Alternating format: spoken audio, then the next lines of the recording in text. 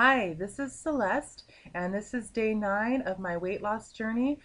This is my challenge to lose over 100 pounds before my birthday, February 25th, 2011. I started on um, I started on the first day of the year. I did my first weigh-in, however, on Monday, and that weigh-in was um, 306 pounds, and as of today I have broke the 300-pound threshold, and I am now 299 pounds. So I just need to lose 100 pounds from my weight today in order to break the 200-pound mark, which has been my goal and dream since I was a young girl. Anyway, I wanted to discuss a little bit more about what's going on with what I'm doing and why I'm experiencing the success that I've had so far. Um, Yesterday, I ordered Jillian Michaels' Mastering Your Metabolism, which was recommended to me by my friend Janelle. And I also went to Barnes and Nobles and I bought Dr. Perricone's weight loss diet as well as Dr. Oz's You on a diet. And I started reading the Dr. Perricone book last night, and I found a lot of interesting information, things I kind of already knew, but he also outlines foods that are anti-inflammatory and that will not cause you to become inflamed, which can also contribute to weight gain or not being able to lose weight or losing too much weight and looking haggard because of it. One of the most important things to keep in your diet is fat. Uh, I think there's a big major misconception because a lot of us, if you're like me or around my age, you were raised in the 80s, and in the 80s became the fad diets of the low fat and no fat foods, and we have a surplus of those foods if you go to the supermarket. And um, people have a misconception, sorry, people have a misconception that all fat is bad fat. However, I mentioned this before in one of my other videos that there are really important fats, the polyunsaturated and the monounsaturated fats.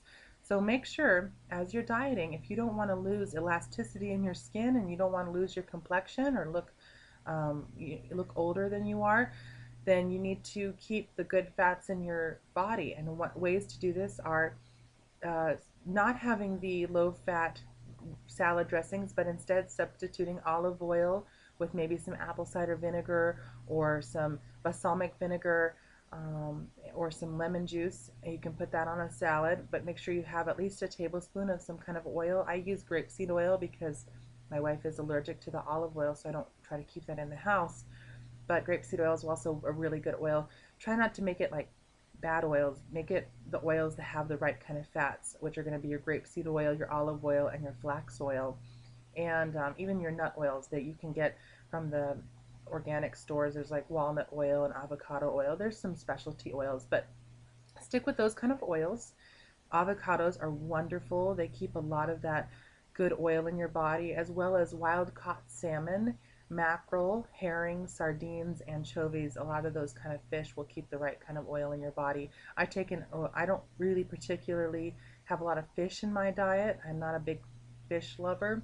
So I take this supplement called Core Omega, which is a fish oil, and it's made in the most natural processing, and also it's sealed in a way so that the oil never touches oxygen, which is what can deplete the oil right away. So I've had a lot of success using the Core Omega, and actually I just started taking that a little while ago. But I was reading last night and I got a lot of information, and I'm seeing that the things that were outlined by Dr. Perricone are a lot of the things that have been in my diet: nuts, seeds, um, fruits, vegetables, and lean meats like turkey and chicken, and of course the fish. And I haven't had the fish, but I've had all the other foods, and I've been having a lot of success because of that. I don't have at this point, there are no potatoes, no squashes, no starches in my diet. The only one that he recommended was the whole grains, and I haven't been having whole grains either, but I do have like a puffed puffed kashi, which is 7 whole grains that are puffed up, and that's really good. I also use the hemp seeds in my shakes and smoothies, And I had walnuts on my salad the other day. Anyway, all these things are really good and healthy for you.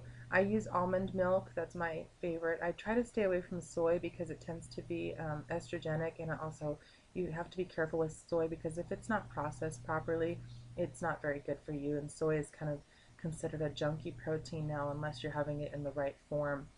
Um, anyway, so I've been really, really happy with what's happened so far. I'm exercising daily. I'm still staying on top of the gym. I've been going at least doing 30 minutes of cardio. I love the elliptical, so I did 45 minutes of elliptical yesterday, 15 minutes on the bicycle, some Wii Fit, and it's just something you have to make yourself do every day, whether or not you think you can or can't. Another thing I do is I have a portable infrared sauna, which is great for detoxifying the body. It makes you sweat a lot, a lot. I hate sweating, but in there it feels good, and it's like it induces a fever because of the infrared. It induces almost like a fever type of heat in your body rather than a surface heat. And also my head doesn't get hot because it sticks out of the little hole at the top of this box that you sit in. And anyway, that has really been helping me detoxify my body and sweat things out. And it's also been taking swelling out of my body so that I'm not in pain. I haven't had any soreness whatsoever since I started using my sauna.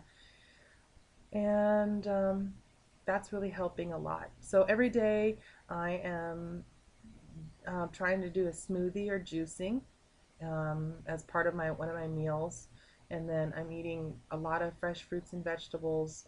I'm taking green supplements every day.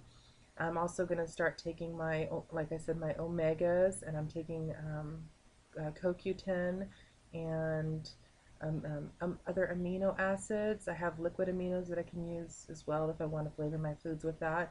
And I have B12 that I'm taking, as well as just, let's see, I've got chromium, hyaluronic acid, CLA. These things will all keep your cells really healthy as you begin to lose weight, because one of my biggest fears is losing the 100 pounds and then having a saggy skin sack as a body afterwards. I don't want to ever have to get plastic surgery. It's not on my agenda. It's not part of the plan. So toning is going to be important. Right now, I'm doing 2/3 of my exercise as cardio and 1/3 as toning and core work and yoga.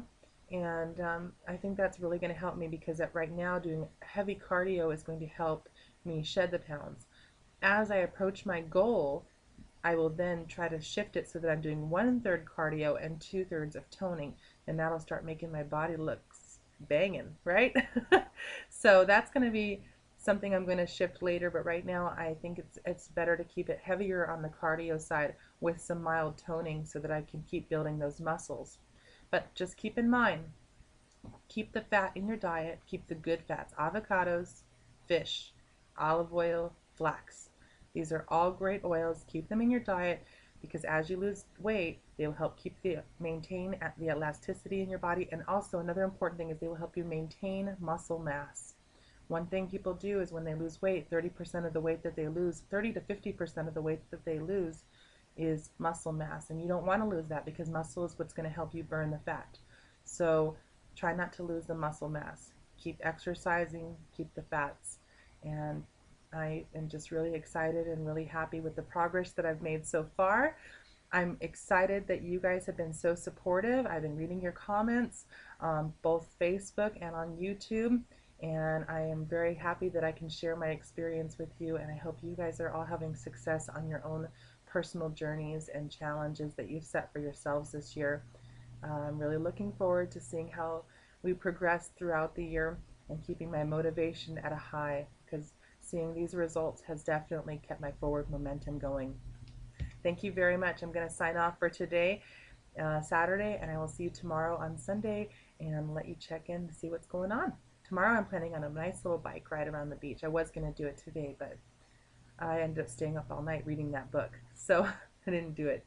Anyway, I will sign off for today. Thank you. Bye-bye.